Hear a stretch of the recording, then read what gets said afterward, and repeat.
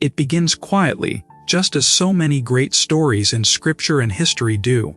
The wind moves gently across the surface of the Sea of Galilee, carrying the whispers of 1,000 years of prayers. These waters are unlike any other. Here, fishermen once cast their nets and pulled in miracles.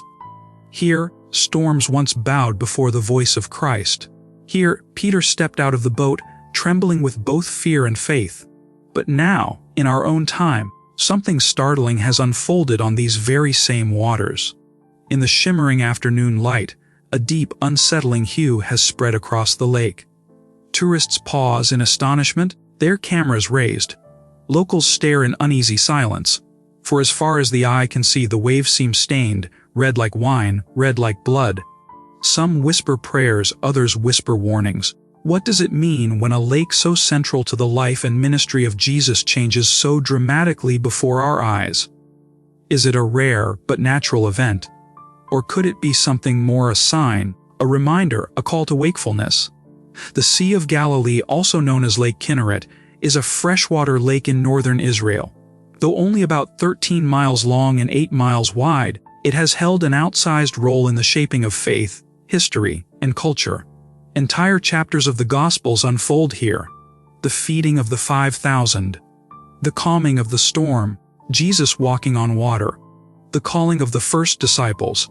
That is why when the waters suddenly shift to a blood-red hue, people notice. Photos and videos of the phenomenon spread quickly online, sparking curiosity, fear, and endless debate. Close-up images show the transformation in remarkable detail. In some areas, the redness is faint, like a subtle blush on the waves. In others, it is concentrated, dense, and strikingly opaque, so much so that it seems the entire lake has been dyed in crimson tones. Along the shore, the waves leave behind streaks of rust-red foam. The scene is haunting. Scientists have offered their assessments. They point to a phenomenon known as a red algae bloom. Under certain rare environmental conditions, specific microorganisms multiply at a rapid pace. One such organism is Trichodesmium erythraeum, a nicknamed sea sawdust, known to tint waters a reddish or rusty hue. Another is a type of green algae called Haematococcus pluvialis, which under stress produces a red pigment. These conditions require a delicate balance of heat, stillness in the water, and the right combination of nutrients. When all align, the microscopic algae bloom spreads quickly, staining the water. This explanation, however, leaves a deeper question: why here? Why now? Algae blooms are more commonly found in warm, stagnant waters. The Sea of Galilee is a freshwater lake, refreshed constantly by streams and rivers flowing from the northern mountains. Large-scale red blooms here are virtually unheard of in recorded modern history. And so, even as science provides a possible how, many still wonder about the why. For people of faith, this image is not unfamiliar. The turning of water to blood has appeared before, not in photos, but in the pages of Scripture. In the book of Exodus, Moses and Aaron confronted Pharaoh with God's command, "Let my people go." When Pharaoh refused, the Nile River, lifeblood of Egypt, was turned to blood. The fish died, the waters became undrinkable. It was a sign of judgment, a warning, and a display of divine power. Exodus 7 verse 20 and 21. Centuries later, the Apostle John recorded a vision while exiled on the island of Patmos. In Revelation 16, he wrote of the bowls of God's wrath poured out in the last days. The second angel poured out his bowl into the sea, and it became like the blood of a corpse. The third angel poured out his bowl into the rivers and springs of water, and they became blood. In both cases, the transformation of water was not random. It carried meaning. It was God's way of using the natural world to reveal a spiritual truth. Red is the color of blood, the essence of life. In the Bible, blood symbolizes both sacrifice and warning. It speaks of life poured out, but also of judgment. When water, which sustains life, turns red, it communicates something profound. The normal order has been disrupted. That which nourishes now unsettles. That which sustains now shocks. And when this happens in the Sea of Galilee, the symbolism becomes even deeper. This is not an anonymous body of water. This is the lake where Jesus revealed his power, where he demonstrated mastery over both nature and need. For these waters to shift so dramatically is, for many, more than coincidence. It feels like a message written across the canvas of creation itself. Here is where faith and science meet, not in conflict but in tension.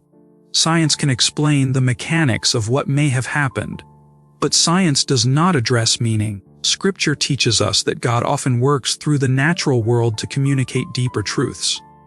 The sun stood still in Joshua's day.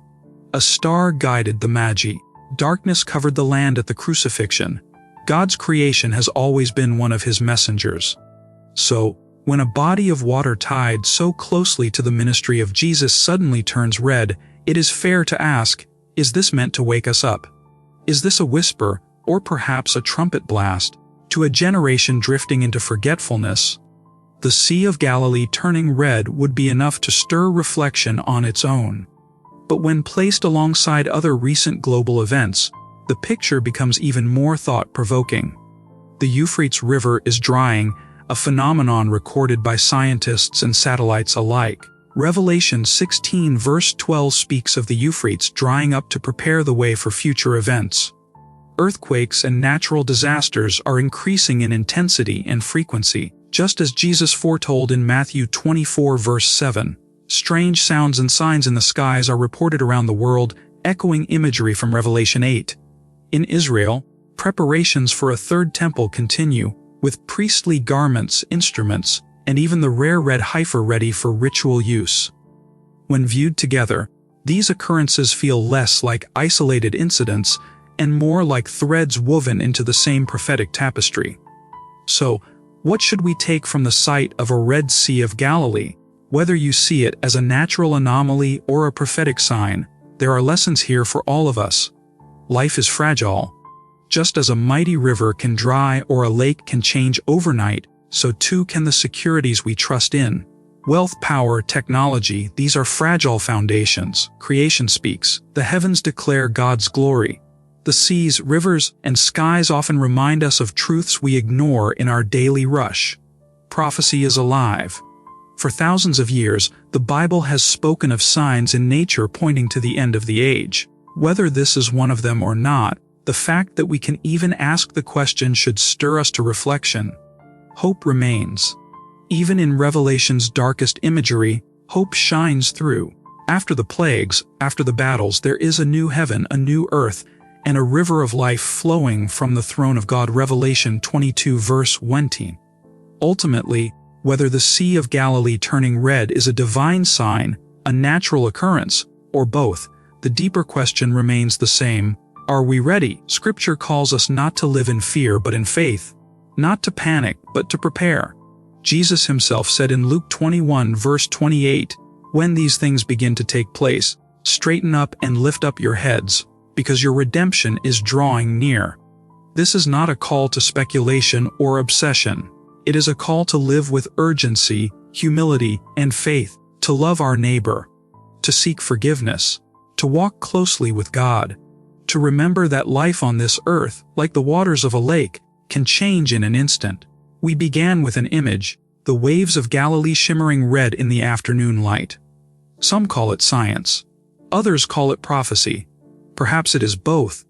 What is certain is that it caught our attention, and maybe that is the point.